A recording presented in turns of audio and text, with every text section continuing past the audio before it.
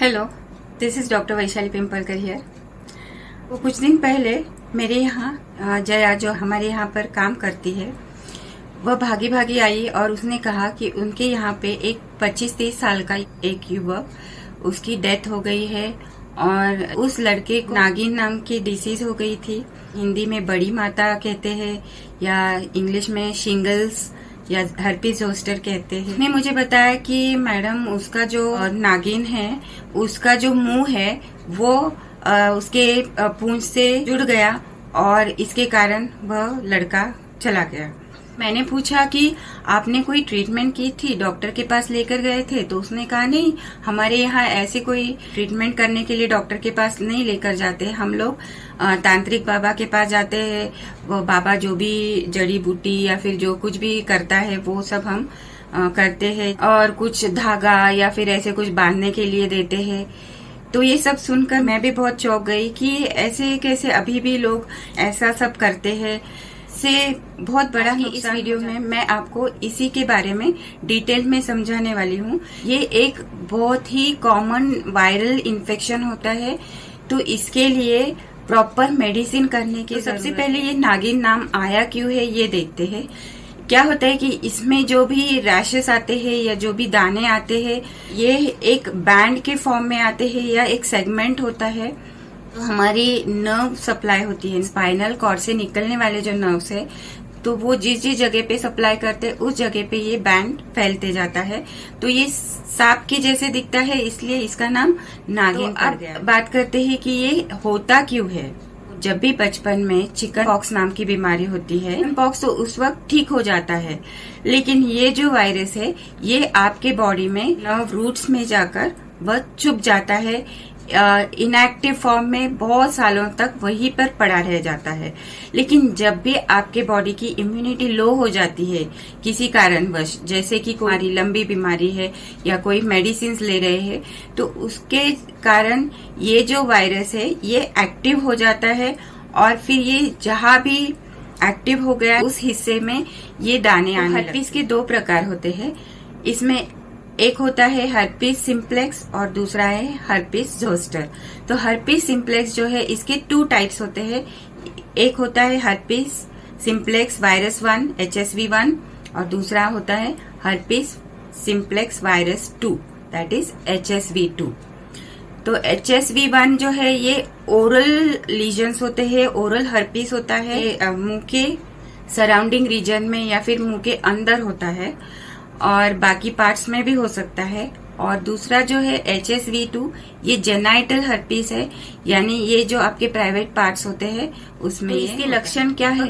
शुरू में आपको थोड़ा बहुत पेन हो जाता है उस हिस्से में, थोड़ा रेडनेस दिखाई देता है और कभी कभी भाग सुन भी हो जाता है, नमनेस होता है, थोड़ा बहुत बुखार रहता है, भूख नहीं लगती है, कमजोरी लगती है और कुछ 2-3 दिन के बाद या 4 दिन के बाद आपको वहाँ पे पानी भरे दाने दिखाई देते हैं और ये दाने धीरे धीरे पैच जो है, इसका बैंड जो है ये बढ़ने लगता है और कुछ दिन के बाद ये दाने अपने आप रप्चर हो जाते हैं, यानी फूट जाते हैं और उसमें बैक्टीरियल इन्फेक्शन हो गया, पस हो गया, तो ये बहुत ज्यादा बढ़ जाता है। लेकिन अगर ये कोई मेडिसिन या फिर दवाई ली गई तो ये धीरे धीरे ये ठीक होने लगता है। इसमें ध्यान में रखने वाली बात ये है कि जब भी आपको पैच दिखाई दे रहा है, रैशेस दिखाई दे रहे हैं, तो इमीडिएटली आपने ट्रीटमेंट चालू करनी है। आपके डॉक्टर्स आपको एंटीवायरल ड्रग्स देते हैं। अगर ये 2-3 दिन के अंदर ये मेडिसिन ली गई तो आपके जो इन्फेक्शन है कंट्रोल हो जाता है और ये 7-8 दिन में या 10-15 दिन के अंदर ही ये सब कॉम्प्लिकेशन जो बोलते हैं हम लोग, इसे पोस्ट हर्पेटिक न्यूरालजिया कहा जाता है, PHN। तो ये बहुत ही ज्यादा दर्दनाक कंडीशन है। वो ये सब ठीक होने के बाद भी कई दिनों तक, कई महीनों तक, कई साल भी रह सकती है। तो अगर इससे बचना है तो आपने शुरू में ही ट्रीटमेंट लेनी। तो हर्पीस जोस्टर होने का कारण क्या है, इसके रिस्क फैक्टर्स क्या है? तो सबसे पहला है ओल्ड एज, यानी जैसी आपकी उम्र बढ़ जाती है आफ्टर 40s या 50s, ये होने का बहुत ज्यादा चांस है क्योंकि उस वक्त हमारी इम्यूनिटी बहुत कमजोर हो गई होती। सेकेंड है कुछ ऐसी बीमारियां जैसे कि HIV या कैंसर, ऐसी बड़ी बड़ी बीमारियां जिनमें आपको बहुत लंबे समय तक ट्रीटमेंट लेनी पड़ती है, ऐसे में भी आपके इम्यूनिटी है वो लो हो जाए। कैंसर में जो रेडिएशन थेरेपी लेते हैं या फिर कीमोथेरेपी लेते हैं, जब भी स्ट्रेस बढ़ता है लाइफ में, कुछ टेंशन्स है, कभी कभी घर में बहुत मेजर लॉस हुआ है, कोई गुजर गया है घर का बहुत करीबी सदस्य, उस वक्त भी आप अगर बहुत ज्यादा सोचने लगे, मेंटल एग्जॉशन हुआ है किसी कारणवश, तब भी आपको ये होने के बहुत ज्यादा। और सबसे इम्पोर्टेंट कारण है स्टीरॉइड्स की थेरेपी, दैट इज कॉर्टिकोस्टीरॉइड्स की थेरेपी। तो ये कुछ बीमारियां ऐसी होती है जैसे SLE या लाइकन प्लानस या और भी कोई ऑटो इम्यून डिसऑर्डर्स है जिसमें स्टीरॉइड्स बहुत लॉन्ग टर्म तक लेनी पड़ती है, और इस स्टीरॉइड्स की वजह से भी आपको ये हर्पीज जोस्टर हो सकता है। कभी कभी कुछ न्यूट्रिशन डेफिशिएंसी हो जाती है बॉडी में, जैसे विटामिन D या फिर विटामिन C या विटामिन B12 की डेफिशिएंसी, जिंक की डेफिशिएंसी, उस वक्त भी आपको ये बीमारी हो सकती है। बहुत बुखार आने के बाद बात करते हैं डायग्नोसिस के बारे में, कैसे पता चलता है। तो सबसे पहले फिजिकल एग्जामिनेशन से ही डॉक्टर्स को पता चलता है कि ये हर्पीज जोस्टर है, क्योंकि इसका जो एक फिक्स्ड पैटर्न होता है, जैसे कि बॉडी के कोई एक ही पार्ट में, एक ही साइड में होता है नॉर्मली। अगर फेस पे है तो फेस के ऊपर के भाग में, या फिर आंखों के बाजू में, या फिर माउथ रीजन के साइड्स में, या फिर आपके चेस्ट में, और मोस्टली बैक में और कमर में भी दिखाई देते हैं। ब्लड टेस्ट में भी पता चलता है जिसमें IgM फैक्टर इंक्रीज हो गया होता है। और तीसरा है जो इसमें ब्लिस्टर्स है, जो पानी भरे दाने हैं, तो उस पानी का या फ्लूइड का भी टेस्ट किया जाता है जिसे PCR कहते हैं। ट्रीटमेंट के बारे में जानते हैं तो सबसे पहले और इम्पोर्टेंट ट्रीटमेंट है एंटीवायरल ड्रग्स, जिसमें असाइक्लोविर नाम की टैबलेट्स दी जाती है। ये 200 मिलीग्राम की टैबलेट्स ये मोस्टली 5 आवर्स इंटरवल में दी जाती है फुल डे।